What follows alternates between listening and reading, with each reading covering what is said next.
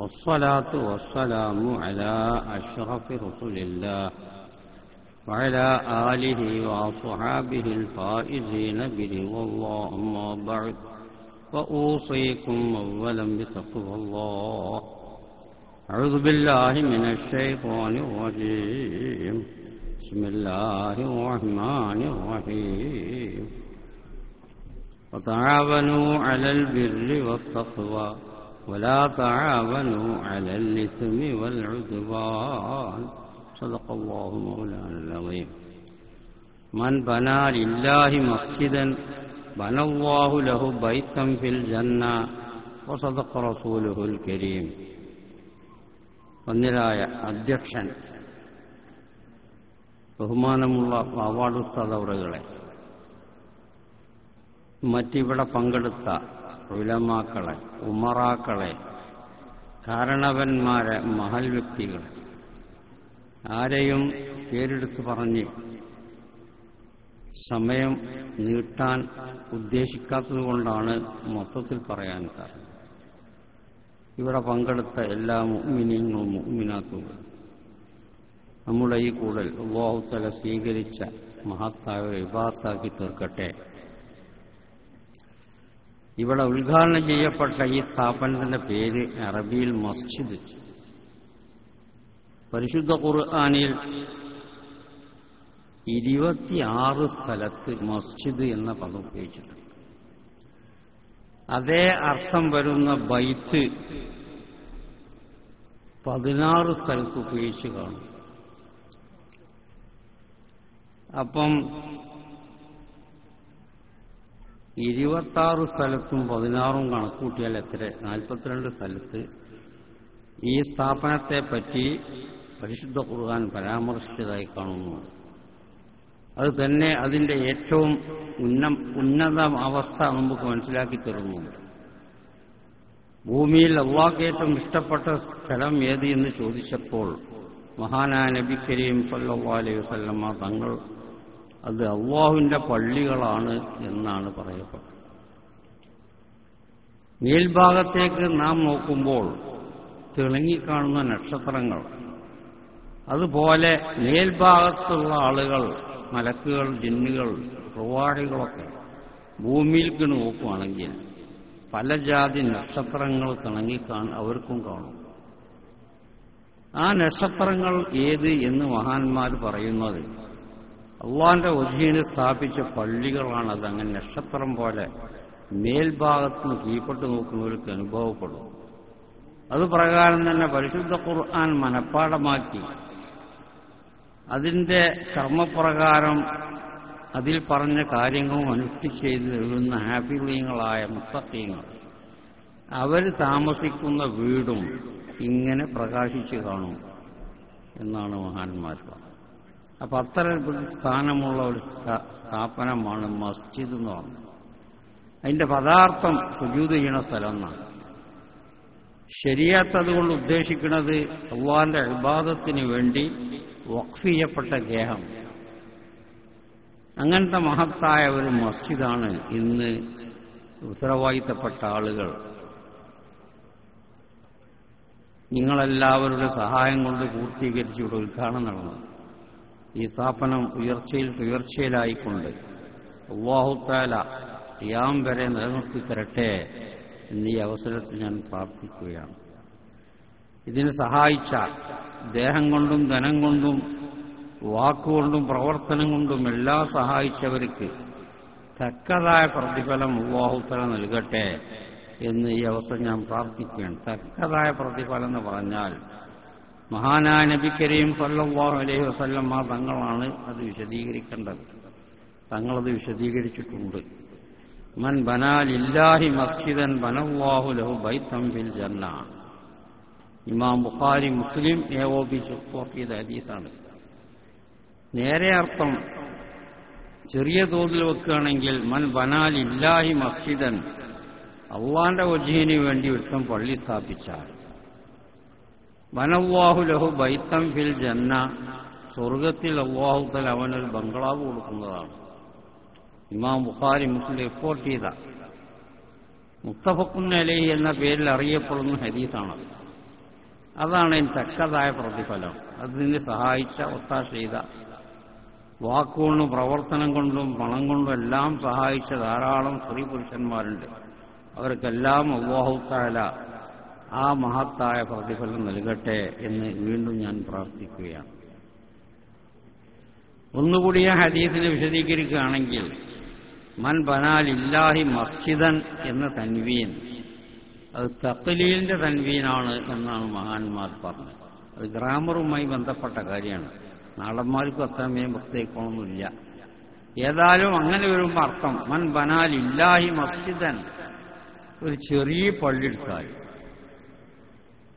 ബനല്ലാഹു ലഹു ബൈത്തൻ ഫിൽ ജന്ന, ആ തൻവീൻ തഅ്ളീമിന്റെ തൻവീനാണെന്ന് മഹാൻ പറഞ്ഞു. വലിയൊരു ബംഗ്ലാവ് അല്ലാഹു തആല അവന് സ്വർഗ്ഗത്തിൽ കൊടുക്കുന്നതാണ് എന്നർത്ഥവും. അപ്പൊ ചെറിയൊരു പള്ളി എടുത്താൽ വലിയൊരു ബംഗ്ലാവ് അതിന് നൽകുമെന്ന് ഇമാം ബുഖാരി മുസ്ലിം ഏകോപിച്ചുകൊണ്ട് റിപ്പോർട്ടിൽ മഹാനായ നബി കരീം സല്ലല്ലാഹു അലൈഹി വസല്ലം നമ്മൾ അറിയിച്ചിട്ടുണ്ട്. അതാണ് അതിന് തക്കതായ പ്രതിഫലം എന്ന് പറയുന്നത്. ഒന്നുകൂടി വിശദീകരിക്കുകയാണെങ്കിൽ, മറ്റൊരു റിവായത്തിൽ, ബുഖാരിന്റെ റിപ്പോർട്ടിൽ അല്ലാത്ത റിവായത്തിൽ, ഒരു പള്ളിയെടുത്ത് സ്ഥാപിച്ചു. വലോക്ക മഫ്ഹസി ഖത്താത്തിൻ, ഒരു കാടപ്പക്ഷിക്ക് ഇരിക്കാൻ പറ്റിയ അത്ര ചെറിയതാണെങ്കിലും ശരി, ചെറുതായി ഒരു കാടക്കൂട് കെട്ടാൻ പറ്റുമായിരിക്കും. കാട മുടടുമ്പം മണ്ണം നീക്കിയാണ്ട് അതിൽ മുടടും. അപ്പോൾ ഒരു കാടക്കിരിക്കാൻ പറ്റിയ അത്ര വലിപ്പമുള്ളൊരു പള്ളി എടുത്താൽ, മറ്റു റിപ്പോർട്ടിൽ വന്നത് വലോക്ക മഫ്ഹസി ഖത്താത്തിൻ, കാടപ്പക്ഷിക്കിരിക്കാൻ പറ്റിയ സ്ഥലത്ത് അത്രയാണെങ്കിലും ശരി, അല്ലാഹു തആല അവന് വലിയൊരു ബംഗ്ലാവ് കൊടുക്കുന്നതാണ് എന്നാവും അപ്പം അർത്ഥം. അപ്പോൾ ഒരു ചോദ്യം അവിടെ സ്വാഭാവികമായിട്ട് നമുക്ക് വരും. അതായത്, അങ്ങനെ ഒരു കാടപ്പക്ഷിക്ക് ഉത്തരക്കാൻ വലിപ്പമുള്ള ഒരു പള്ളി മനുഷ്യന്റെ കയ്യോ തലയിക്കിടാൻ പറ്റും, എന്തിനാണത് എന്നൊരു ചോദ്യം അവിടെ വരുമല്ലോ. പക്ഷേ പുണ്യനബി പറഞ്ഞ വാക്യമായതുകൊണ്ട് വെറുതെ തള്ളാൻ പറ്റില്ല. പിന്നെ മഹാന്മാർ അതിനെ വ്യാഖ്യാനിക്കുകയാണ് ചെയ്തത്. അവിടെ ഒന്ന് രണ്ട് വ്യാഖ്യാനങ്ങളുണ്ട്. പക്ഷേ അതിൽ ഒന്ന് ഞാൻ നിങ്ങൾ കേൾപ്പിക്കാൻ ആഗ്രഹിക്കുകയാണ്. ഒരുത്തന്റെ വരി ഇവിടെ പള്ളിയെടുത്ത മാതിരി എല്ലാവരും കൂടി ചെറുതും വലുതുമായ സംഖ്യ എടുത്തുകൊണ്ട് ഇത് പൂർത്തീകരിച്ചു.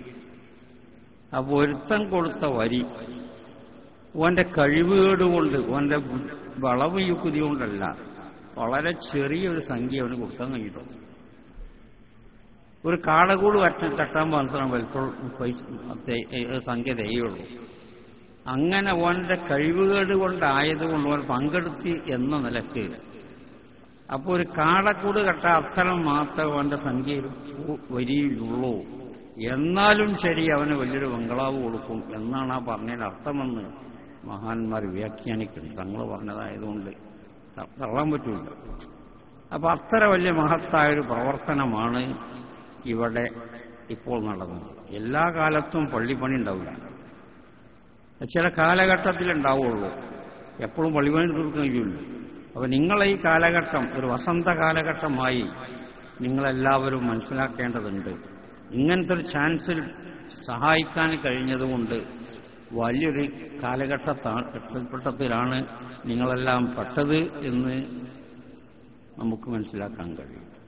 ഒരു വസന്തകാലമാണ് പള്ളിപ്പണിന്റെ യുഗം എന്ന മഹാന്മാർ പറഞ്ഞു. അപ്പൊ അതൊക്കെ വലിയ ഫലവത്താക്കി തീർക്കാൻ അല്ലാഹു തആല സ്വീകരിച്ചെങ്കിലും മാത്രമേ പറ്റൂ. അതാണ് നമ്മുടെ കഅബ ശരീഫിന്റെ പണി പുനർനിർമ്മാണം ചെയ്തു. ഖലീലുല്ലാഹി ഇബ്രാഹിം നബി അലൈഹിസ്സലാം, ഇസ്മായിൽ നബി അലൈഹിസ്സലാം അവർ പുനർനിർമ്മാണം ചെയ്തപ്പോൾ റബ്ബനാ തഖബ്ബൽ മിന്നാ ഇന്നക അൻതസ് സമീഉൽ അലീം. ഏത് വലിയ അമലാണെങ്കിലും അത് അല്ലാഹു സ്വീകരിച്ചിട്ടില്ലെങ്കിൽ കാക്കായിട്ടില്ല. കഅബ ശരീഫിന്റെ പുനർനിർമ്മാണം എന്ന് പറഞ്ഞാൽ അത് വളരെ പ്രധാനപ്പെട്ടതാണെന്ന് പറയേണ്ടതില്ലല്ലോ. എന്നിട്ടും പണി വലിയതായതുകൊണ്ടും അത് സ്വീകരിച്ചോളന്നില്ല.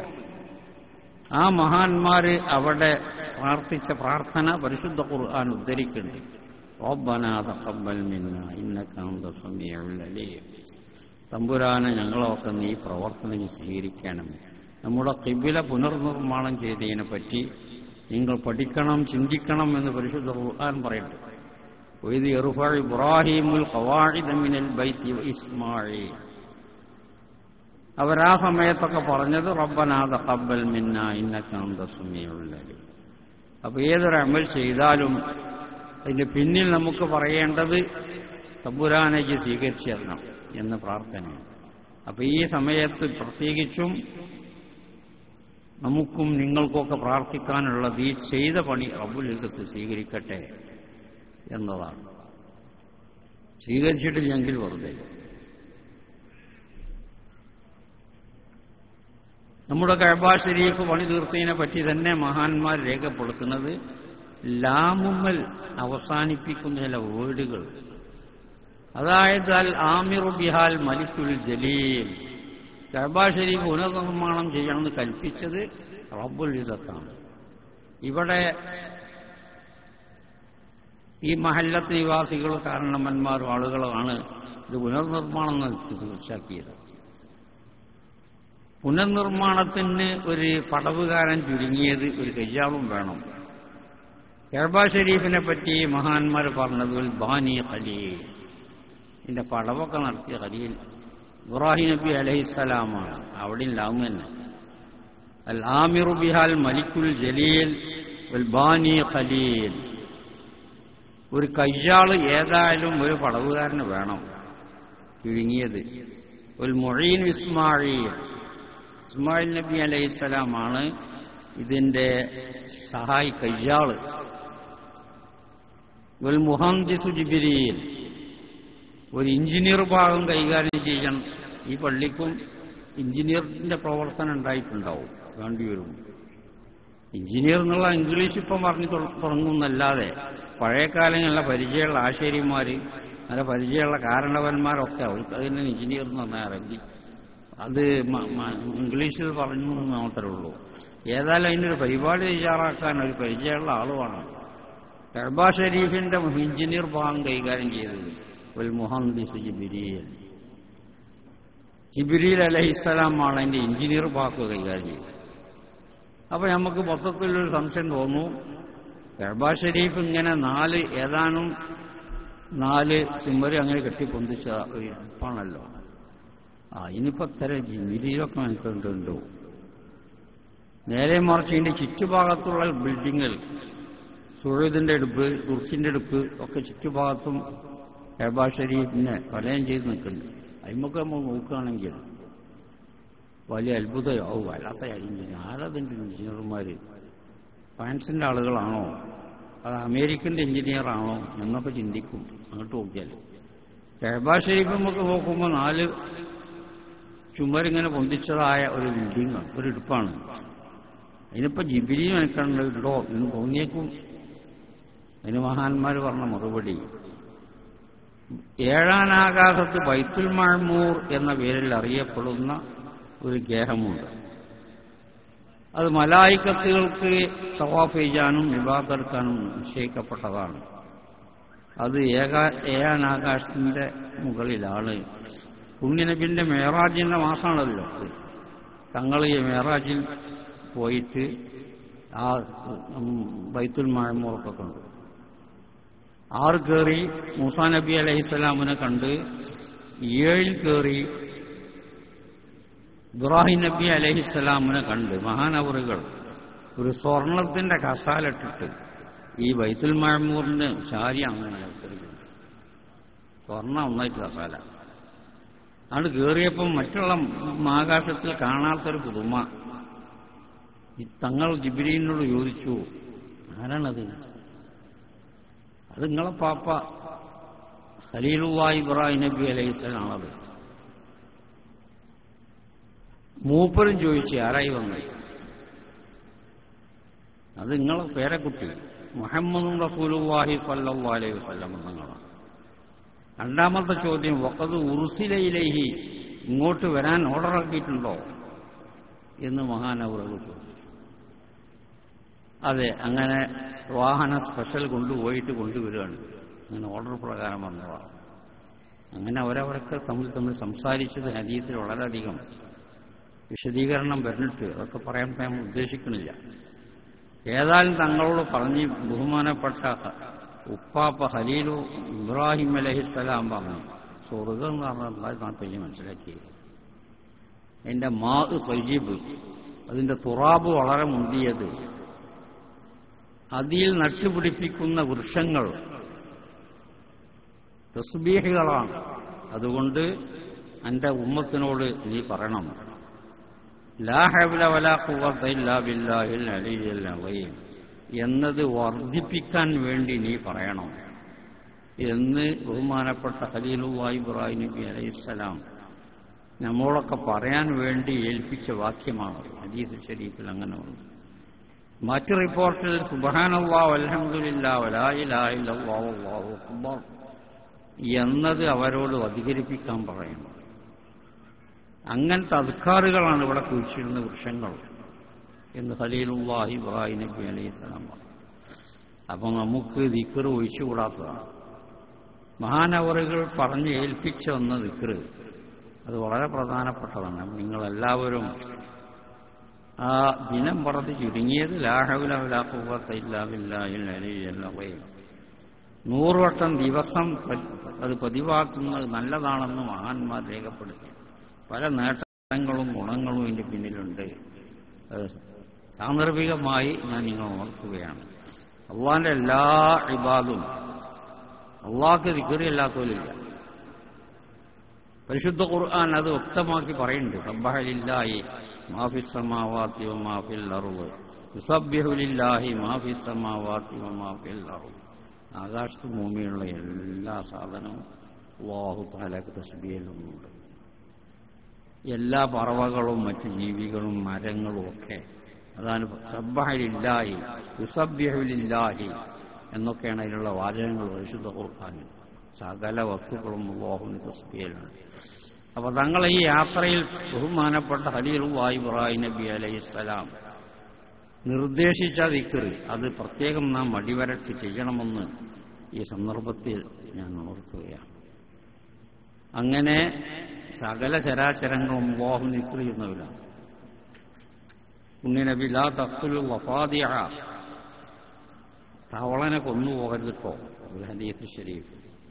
വഇന്ന നഈഖഹുന്ന തസ്ബീഹ്, അതിൻ്റെ ആ കരച്ചിൽ ഒറിജിനൽ തസ്ബീഹാണ്. അതിന് എൻ്റെ മാതിരി തന്നെ ആകാശത്തിൻ്റെ കീഴിൽ അതിന് പാകഷ്ടമുള്ള സ്ഥലത്ത് ഇരുന്ന് കണ്ട് അതിന് ദിക്റെല്ലാമുള്ള അധികാരം അതിനുണ്ട്. അതിനെ ശല്യപ്പെടുത്തണ്ട എന്ന് മഹാനായ നബി കരീം സ്വല്ലല്ലാഹു അലൈഹി വസല്ലം. എന്ന് മാത്രമല്ല, മലകൾ തന്നെ തസ്ബീഹിലുണ്ട്. സഖർനാ ലി ദാവൂദൽ ജിബാൽ, ദാവൂദ് നബി അലൈഹിസ്സലാം നമ്മൾ മലകൾ കീഴ്പ്പെടുത്തി. പരിശുദ്ധ ഖുർആൻ യുസബ്ബിഹ്ന, നന്നായി തസ്ബീഹിന് മലകൾ. വിശദീകരണത്തിൽ മഹാന്മാർ പറഞ്ഞു, അത് കേൾക്കാൻ കഴിയുകയാണെങ്കിൽ ബാല്യ ആനന്ദമാണ്. ഇപ്പോൾ കുട്ടികൾക്കൊക്കെ വലിയവർക്കും പെണ്ണുങ്ങൾക്കൊക്കെ മൊത്തത്തിൽ ഈ മൊബൈൽ ഫോണിൻ്റെ പാട്ടൊക്കെ കേട്ടിങ്ങനെ കുത്തിരിക്കാൻ നല്ലതാണ്. ഒരു മരത്തിനുണ്ടാക്കി സംസാരിക്കുന്നുണ്ട്. അപ്പോൾ പിന്നെ മലകൾ സംസാരിച്ചു എന്ന് പറഞ്ഞ കുടുംബമൊന്നുമില്ല. ഈ പുതുമ ഉണ്ടെങ്കിൽ പരിശുദ്ധ ഖുർആൻ തന്നെ പറഞ്ഞിട്ടുണ്ട്, വസഖർനാ ലിദാവൂദൽ ജിബാലി യുസബ്ബിഹ്ന വത്തൈറ വകുന്നാ ഫാഇലീൻ, ഒക്കെ ചെയ്യാൻ എന്നോട് കഴിയും എന്ന് പറഞ്ഞുകൊണ്ടാണ് ആ ആയത്തിനെ അവസാനിപ്പിക്കുന്നത്. അപ്പോൾ സകല ചരാചരങ്ങളും അല്ലാഹു തആല ദിക്റും തസ്ബീഹും ചൊല്ലുന്നവരാണ്. പുത്തനാശയക്കാരെ ചില സമയത്ത് ചോദിച്ചിട്ട് ചില ആളുകളെ കൺഫ്യൂഷനാക്കല്ല, മരിച്ചുപോയ ആളുകൾക്ക് സഹായിക്കാൻ കഴിയുമോ? വലിയ കൊട്ടപ്പോയത്തുള്ള ചോദ്യമാണ് സമസ്തന്റെ കാഴ്ചപ്പാട്. കാരണം ഈ മിഅ്റാജിന്റെ ഈ മാസത്തിൽ മിഅ്റാജിന്റെ യാത്രയിൽ റബ്ബുമായി ബന്ധപ്പെട്ട് അങ്ങനെ മൂസാ നബി അലൈഹിസ്സലാം മടങ്ങി വന്ന് ആറാനാകാശത്ത് മടങ്ങി വന്നപ്പം ബഹുമാനപ്പെട്ട മൂസാ നബി അലൈഹിസ്സലാം ചോദിച്ചു, എന്താങ്ങൾ പോയിട്ട് കിട്ടിയത്? 50 ഒക്താണ് കിട്ടിയത്. 50 ഒക്ത്. ഉടനടി പറഞ്ഞു, മടങ്ങണം, അത് ലഘൂകരിക്കാൻ ആവശ്യപ്പെടണം, നിങ്ങളെ ഉമ്മത്തിന് കഴിയില്ല. അങ്ങനെ ബനീ ഇസ്രായേലിനൊക്കെ ഞാൻ നല്ലോണം പരിശോധിച്ചിട്ടുണ്ട്, അത് സാധ്യമല്ല. അതുകൊണ്ട് രണ്ടാമത് പോയിട്ട് അങ്ങനെ അത് ചുരുക്കം കിട്ടാൻ ആവശ്യപ്പെടണം. അങ്ങനെ തങ്ങളെ പറഞ്ഞയച്ച് ചുരുങ്ങിയത് 9 വട്ടം പോയി. 9×5 45 റക്അത്ത് ഒഴിവായി കിട്ടി 5 ബാക്കിയാണ്. ഇതെടുത്തുദ്ധരിച്ചുകൊണ്ട് മഹാന്മാർ പറഞ്ഞത് മറ്റേ ആ ചോദ്യം മഹാവിഡ്ഢിത്തമാണ്. മരിച്ചോൽക്ക് സഹായിക്കാൻ കഴിയുമോ? ഇതിലും മീതെ സഹായം എത്താം. 50 വഖ്ത് നിസ്കരിക്കുന്ന അത് ആ വിഷമം തീർത്ത് വന്നത് ബഹുമാനപ്പെട്ട മൂസ നബി അലൈഹിസ്സലാമാണ്. അപ്പൊ ആ മുത്താശയക്കാർക്കും ഓൽക്കും എല്ലാവർക്കും വലിയ സഹായം മരിച്ച ആൾ ചെയ്തു. എന്നിട്ട് പിന്നെ ചോദിച്ചിന് മരിച്ചോല് സഹായിച്ചോ? അങ്ങനുണ്ട്. അവർ കൊട്ടപ്പോ പോയത്തെ ചോദ്യമാണ് ഞങ്ങൾക്കുള്ളത്. സഹായിക്കും. പിന്നെ മരിച്ചോല് നമുക്ക് ദ്വാരക്കും. ഈ യാത്രയിൽ മഹാനായ നബി കരീം സ്വല്ലല്ലാഹു അലൈഹി വസല്ലം ഒന്നാം ആകാശത്ത് കണ്ടു, രണ്ടാം ആകാശത്ത് കണ്ട് പല നബിമാര് ഒക്കെ വദആലഹു ഇങ്ങനെയാണ് ആ ഹദീസൊക്കെ വന്നത്. ഇമാം ബുഖാരി ഉദ്ധരിക്കണം, ഇമാം മുസ്ലിം ഉദ്ധരിക്കണം. അവരൊക്കെ തങ്ങൾക്ക് വേണ്ടി വരുന്നു.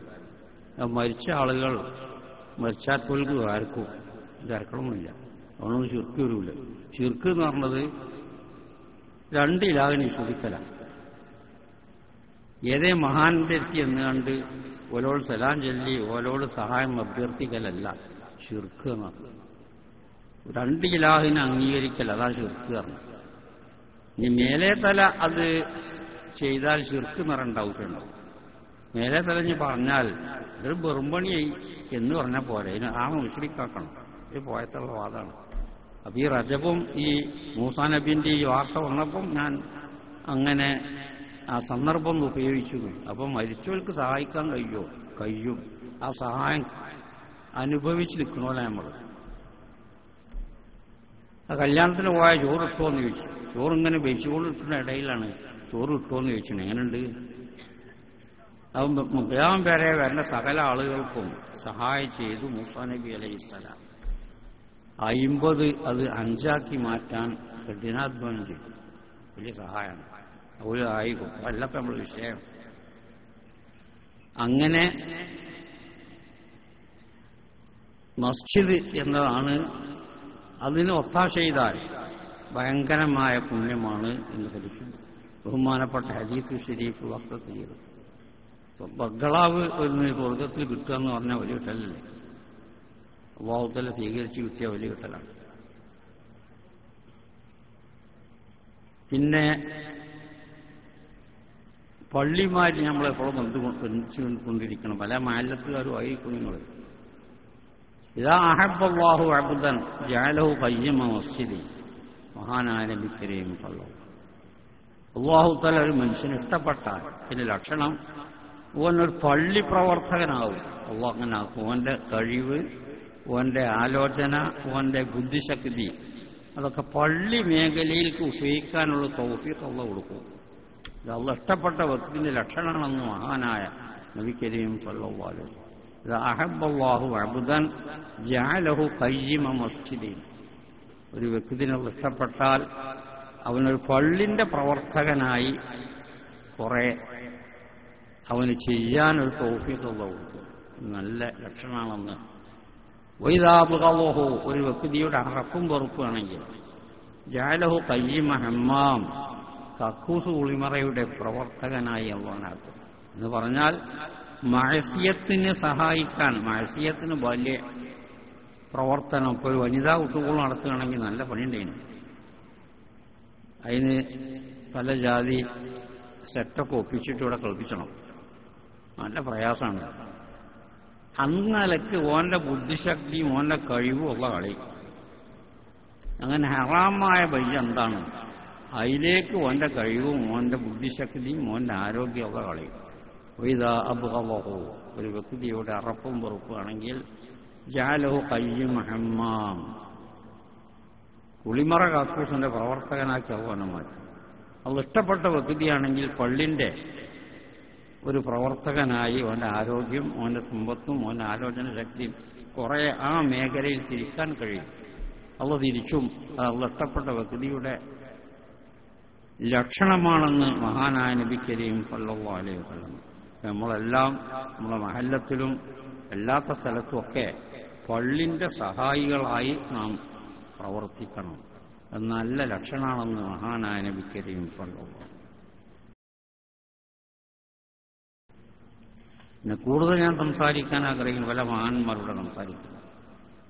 പിന്നീട് നാം ഈ സന്ദർഭത്തിൽ ഒരു പ്രതിജ്ഞ എടുക്കേണ്ടത്, നമ്മളൊക്കെ നിസ്കാരത്തിന്റെ കാര്യങ്ങളിൽ ചില ആളുകൾ ചില വിട്ടുവീഴ്ചയൊക്കെ ചെയ്യും. അതായത് നിസ്കാരം ചിലപ്പോൾ അവായി പോവും, ചിലപ്പോൾ അശ്രദ്ധായി പോവും, ചിലപ്പോൾ മറ്റേ ഒഴിച്ചിന് നിന്നേക്കും. മേലാൽ മരണം വരെ നിസ്കാരം ഒഴിവാക്കുന്ന അവാക്കുന്ന ഒരു പണി ഞാൻ ചെയ്യൂല. കാരണം ഈ സ്ഥാപനം മസ്ജിദ് എന്നതിന്റെ പേര്, അത് നിസ്കാരത്തിന് നോട്ടീസ് പോണം. ആ സ്ഥാപനം നമ്മൾ വിളിച്ചു പറഞ്ഞത് പള്ളി പള്ളി എന്ന് പറഞ്ഞാൽ നിസ്കാരം നിസ്കാരം നിസ്കാരം. അതിന്റെ പേര് തന്നെ കൊടുത്തത്. നിസ്കാരത്തിന്റെ ഏറ്റവും പ്രധാനപ്പെട്ട ഒരു ഭാഗമാണ് സുജൂദ്. ആ സുജൂദ് എന്നൊരു പേരെടുത്തുകയാണ് അതിന് കൊടുത്ത് മസ്ജിദ്. രണ്ടാപ്പം പറയും നിസ്കാരം എന്നാണ് അത് നമ്മോട് പറഞ്ഞത്.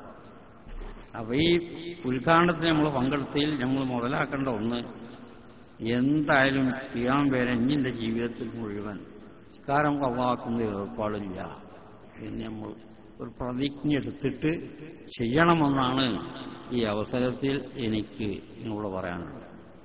കാരണം മഹാന്മാര് വളരെയധികം ബഹുതായി എണ്ണുണ്ട്. സൂഉൽ ഖാത്തിമത്ത് വരുന്ന പ്രവർത്തനം, മരണസമയത്ത് ചത്തുപോകുന്ന പണി, ഈമാൻ ഊരിയോ മരണമാകും, അവന് മരണം സംഭവിക്കും.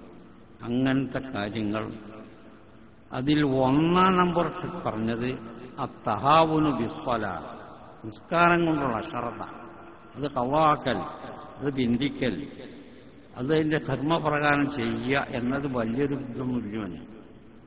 അങ്ങനെ നിസ്കാരത്തിനെ പറ്റിയൊരു അശ്രദ്ധ അങ്ങനെ പോവുകയാണെങ്കിൽ അവസാനം സൂഉൽ ഖാത്തിമത്ത് വന്നുകളയും എന്ന് മഹാന്മാര്. സൂഉൽ ഖാത്തിമത്ത് വരുന്ന കാര്യങ്ങൾ എണ്ണുന്നിടത്ത് 1-ാം നമ്പർ എണ്ണിയതാണ് തഹാവുനു ബിസ്വല അൽ മഫ്റൂള, ഫറവാക്കപ്പെട്ട നിസ്കാരം അശ്രദ്ധ, വസ്സക്കാത്തുൽ വാജിബ, കഴിവും പ്രാപ്തിയെ കൊടുത്തവർക്ക് വാജിബായ സക്കാത്ത്, അതിനപ്പം അശ്രദ്ധ. കുറച്ചൊക്കെ ചില്ലറൊക്കെ മാറിച്ചാണ്ട് ഒന്ന് തളം കാട്ടുന്നല്ലാണ്ട് അതൊന്ന് കറക്റ്റായിട്ട് ചെയ്യൂല. സൂഉൽ ഖാത്തിമത്ത് അവസാനം സക്കറാത്തിൽ കടക്കുമ്പോൾ അതിന്റെ കേട് കാണുന്നത്, അവൻ ഈമാൻ തെറ്റി ചത്തുപോകും എന്ന് മഹാന്മാർ രണ്ടാമത് പറയുന്നു. അപ്പം ആ കാര്യങ്ങളൊക്കെ നമ്മൾ ശ്രദ്ധിച്ചിട്ടില്ലെങ്കിൽ സൂഉൽ ഖാത്തിമത്ത് അങ്ങാനും വന്നാൽ സ്വർഗം കണി കാണാനില്ല. അല്ലാഹു തആല നമ്മളെല്ലാവരെയും കാത്തുരക്ഷിക്കട്ടെ. അത് പ്രകാരം തന്നെ മുസ്ലിമീങ്ങളെ അയ്ബൊക്കെ നോക്കി നടന്നുകൊണ്ട് പുറത്തു വിടുക. വല്ലദീന യത്തബിഊന ഔറാത്തിൽ മുസ്ലിമീൻ, മുസ്ലിമീങ്ങൾ ഓരോ രഹസ്യങ്ങളും പുറത്തുവിടാൻ പാടില്ലാത്തൊക്കെ ചൂന്നെടുത്തുകൊണ്ട് അവിടെ അതാ അവന്റെ പതിവ്. വലിയ അപകടമാണത്. അവന്റെ അവസാന സൂഉൽ ഖാത്തിമത്ത് നിന്നാവും. വല്ലദീന യൻഖുസൂനൽ മിക്യാല വൽ മീസാൻ, കച്ചവടക്കാരും മറ്റുമാണെങ്കിൽ അളവ് തൂക്കം ചുരുക്കുക, അങ്ങനെ വഞ്ചന ചെയ്തുകൊണ്ട് ഇങ്ങനെ കച്ചവടം ചെയ്ത ആളാണ്. അന്ത്യം സൂഉൽ ഖാത്തിമത്ത്, ഈമാൻ. നമ്മൾ പറയും ഇന്ന ആചാര്യ മരണപ്പെട്ടിട്ടുണ്ട്, 10 മണിക്ക് മയ്യത്തെടുക്കും, നമ്മളെ മഖ്ബറയിൽ മറയും എന്നൊക്കെ നമ്മൾ സ്പീക്കർ കൂടെ വിളിച്ചു പറയും. അത് നമുക്ക് അങ്ങനെ തന്നെ പറയാം, നമുക്ക് കഴിയുള്ളൂ. പക്ഷേ മഹാന്മാർ പറഞ്ഞ് അവന്റെ ഏർപ്പാട് ഇതായതുകൊണ്ട് ഓൻ ചുടലയിലെത്തിയിട്ടുണ്ടാവും എന്നാണ് മഹാന്മാർ രേഖപ്പെടുത്തുന്നത്. ഈമാൻ ഊരി ചത്തുപോകും. അത് പ്രകാരം തന്നെ ദീനീ വിഷയത്തിൽ പോലെ ഇൽത്തിബാസാക്കിയിട്ട് ദീനീ കാര്യങ്ങളൊക്കെ അവനോട് ഉപദേശിച്ചൊക്കെ അൽക്കുൽക്കാക്കിയുണ്ട്. അത് പ്രകാരം തന്നെ കള്ളശൈഖന്മാർ പ്രവർത്തിച്ചിട്ട് ഞാൻ വലിയ ഷെയ്ഖാണ്, ഞാൻ അങ്ങനത്തെ ആളാണ്, ഞാൻ വലിയ മുറബിയാണെന്നൊക്കെ കള്ളന്മാര് പ്രചരിപ്പിച്ചിട്ട് ആളെ അയൽപ്പെടുത്തുക. ഇങ്ങനെ നടക്കുന്ന ആളാണെങ്കിൽ അവന്റെ സൂഉൽ ഖാത്തിമത്ത് സുനിശ്ചിതമാണ് എന്ന് മഹാന്മാർ രേഖപ്പെടുത്തും. ഉടൂൽ പറഞ്ഞത് ഒമിൻ അഖ്വഫി മാ യുഖാഫു അലാ സാഹിബിയ സൂഉൽ ഖാത്തിമ, സൂൽ ഹാത്തിമത്ത് വരാൻ വളരെ ഭയപ്പെടേണ്ടത്. അൽ ബിദ്അത്തു ഫിദ്ദീൻ, സുന്നത്തിയമായത്തിന്റെ വിശ്വാസം കൊണ്ട് ഒഴിവാക്കിയിട്ട് ബിദ്അഈ വിശ്വാസം അംഗീകരിച്ചു പോരുക. ഇത്രയധികം അപകടം വേറൊന്നുമില്ല എന്ന് മഹാന്മാർ രേഖപ്പെടുത്തി. അത് ഭരണകൂടം സമർത്താണ്, നിയമം തന്നെ മാറ്റിയമാർ നിക്കാരോ ഇക്കാരണത് വേറൊന്നും. ഇത് അതല്ല ദീന്. തറാവി 8 ദീന്. സലഫുസ്സാലിഹീങ്ങളായ ഇമാം ഷാഫിനെ പോലത്തെ കടലായ ഉലമാക്കൾ, കഴിഞ്ഞുപോയ എല്ലാ ഉലമാക്കളും തറാവി 20 പറഞ്ഞു. വലഅന ആഖിറുൽ ഉമ്മത്തി അവ്വലഹാ, പുരുഷങ്ങളുടെ ലക്ഷണമായിട്ട് മഹാന്മാർ രേഖപ്പെടും. ഈ തലമുറയുടെ പിൻതലമുറ മുൻ തലമുറയെ ആക്ഷേപിക്കുക. ആരായി മുൻ തലമുറ എന്ന് പറഞ്ഞ് വലിയ വലിയ സലഫു സാലിഹീങ്ങളായ മഹാന്മാർ, ഖുർആൻ ഒന്നായിട്ട് മനപ്പാടുന്ന ഇൽമിന്റെ കടലുകൾ, അവർ തീരുമാനിച്ച കാര്യം അതിനെ ക്രോസ് ചെയ്യുക. എന്നിട്ട് ഈ സമൂഹത്തിന്റെ പിൻതലമുറ മുൻ തലമുറയെ ക്ഷപിക്കുക. ഈ ഏർപ്പാട് വന്നാൽ മിഞ്ഞാന്നാലോ എന്നൊക്കെ പേപ്പർ കണ്ടാൽ അത്ഭുതപ്പെട്ടു. ദുന്യാവ് ഒന്നായിട്ട് വർഷിച്ചുപോയി ഭൂകമ്പം കൊണ്ട്. ഇങ്ങനൊക്കെ വന്നാൽ പുണ്യ നബി പറഞ്ഞത് വർത്തഖിബു റീഹൻ ഹംറാ, കൊടുങ്കാറ്റിങ്ങൾക്ക് കാത്തിക്കാം. ഇതിന്റെ പിന്നിൽ വരല്ല, അതാണ്. അപ്പൊ അനാചാരം ഇവിടെ വന്ന് പരന്നു പിടിച്ചാൽ ഈ ആകാശം ഭൂമി ഇതൊക്കെ പാടെ അനാചാരം ചെയ്യാണ്ടാക്കിയല്ലേ. അല്ലാഹു തആലാക്ക് ഇബാദത്തെടുത്ത് പുണ്യം കരസ്ഥമാക്കാനുള്ള സൗകര്യമാണ്. ഇവിടെ വെള്ളം വേണം, വെളിച്ചം വേണം, എല്ലാം വേണം ഇബാദത്തിൽ ജീവിക്കാൻ. അപ്പൊ ഇതൊക്കെ എന്തിനാ പഠിച്ചത്? അലഖലക്കും മാഫിൽ അർളി ജമീഅ, എല്ലാം നിങ്ങൾക്ക് വേണ്ടി പഠിച്ചത്. നിങ്ങളെന്തിനാ പഠിച്ചത്? വമാ ഖലഖ്തുൽ ജിന്ന വൽ ഇൻസ ഇല്ലാ ലിയഅ്ബുദൂൻ, ഇബാദത്തിന് വേണ്ടി ഞങ്ങൾ പഠിച്ചു. അത് നമ്മൾ മരണപ്പെട്ട് മൂടലൊക്കെ വെച്ച് കുഴിക്ക് താത്തുമ്പോൾ പറയണമെന്ന് എന്ന് ശരിയായിട്ട് പറയുന്നുണ്ട്. അങ്ങനെ മണ്ണിട്ട് കുറേ ആളുകൾക്ക് മണ്ണിട്ടവരാണ് നമ്മൾ, നമുക്കുഞ്ഞിടും. അപ്പോൾ ഒന്നാം പൊടിയിൽ മിൻഹാ ഖലഖ്നാക്കും, ഇന്ന് തന്നെ പഠിച്ച് എന്ന് പറഞ്ഞാണ് മണ്ണിട്ടത്. എന്തിനാ പഠിച്ചത്? വമാ ഖലഖ്തുൽ ജിന്ന വൽ ഇൻസ ഇല്ലാ ലിയഅ്ബുദൂൻ, ഇബാദത്തിന് വേണ്ടി പഠിച്ചു. എങ്ങനെ ഇബാദത്ത് എടുക്കേണ്ടത്? അത് 23 കൊല്ലത്തിന്റെ ഉള്ളിൽ മഹാനായ നബി കരീം സല്ലല്ലാഹു അലൈഹി വസല്ലം വിശദീകരിച്ചിട്ടുണ്ട്. അതനുസരിച്ച് നടന്നോളണം. പരിശുദ്ധ ഖുർആന്റെ ഏറ്റവും അവസാനത്തെ വാക്യം തന്നെ, അവസാനത്തെ ആയത്ത് വത്തഖൂ യൗമൻ തുർജഊന ഫീഹി ഇലല്ലാഹ്, ഒരു ദിവസം സൂക്ഷിച്ച് നടന്നോളി, അതാണ് നല്ലത്. വളരെ താക്കീതായിട്ട് പറഞ്ഞ ആയത്താണ് അവസാനത്തെ ആയത്ത്. അതിന് ശേഷം പിന്നെ ആയത്ത് ഇറങ്ങിയിട്ടില്ല. അതിന്റെ കുറച്ച് മുമ്പാണ് ഹജ്ജത്തുൽ വദാഇൽ ഇറങ്ങിയ അൽ യൗമ അക്മൽതു ലക്കും ദീനക്കും വഅത്മംതു അലൈക്കും നിഅമതി വറദീതു ലക്കുമുൽ ഇസ്ലാമ ദീന എന്ന ആയത്ത് ഇറങ്ങി. അപ്പോൾ ആദം നബി അലൈഹിസ്സലാം മുതൽ തുടങ്ങി വെച്ച ദീൻ ഇതിന്റെ പൂർത്തീകരണം ഇന്നാണ്. ഇന്ന് പറഞ്ഞാൽ യൗമ, ഇന്ന് തങ്ങൾ അറഫയിൽ നിൽക്കുന്ന വെള്ളിയാഴ്ച അസറിന്റെ ശേഷം ദീനൊക്കെ പൂർത്തീകരിക്കും. ഈ ആയത്തിന്റെ ശേഷം ദീനിൽ ഒരു നിയമം വന്നിട്ടില്ല, റോസയിപ്പോയി എന്നാണ് ഹജ്ജത്തുൽ വദാഇൽ വന്ന ആയത്. പിന്നെ അവസാനത്തെ ആയത് ഇതാണ്, ഏറ്റവും പ്രധാനപ്പെട്ട ആയത് വത്തഖൂ യൗമൻ തുർജഊന ഫീഹി ഇലല്ലാഹ്, റബ്ബിലേക്ക് നിങ്ങളെ മടക്കുന്ന ഒരു ദിവസം ഉണ്ടെന്ന് കരുതി നടന്നോളി. അല്ലേ നിങ്ങൾ പോയിരുന്നു. എങ്ങനെയാണ് നടക്കേണ്ടത്? അത് തങ്ങൾ വിശദീകരിച്ചിട്ടുണ്ടോ 23 കൊല്ലത്തിൻ്റെ ഉള്ളിൽ. അത് പഠിച്ചനുസരിച്ച് നടക്കുക. അപ്പൊ എന്തിനാ എന്നെ പഠിച്ചത്? അമ്മാ ഖലഖ്തുൽ ജിന്ന വൽ ഇൻസ ഇല്ലാ ലിയഅ്ബുദൂൻ. അപ്പം മയ്യത്ത് മറയുമ്പോൾ തന്നെ മണ്ണിടുമ്പോൾ പറയാൻ പറഞ്ഞത് മിൻഹാ ഖലഖ്നാക്കും, അതുകൊണ്ടാണ് എന്നെ പഠിച്ചത്. വമിൻഹാ നുഈദുക്കും,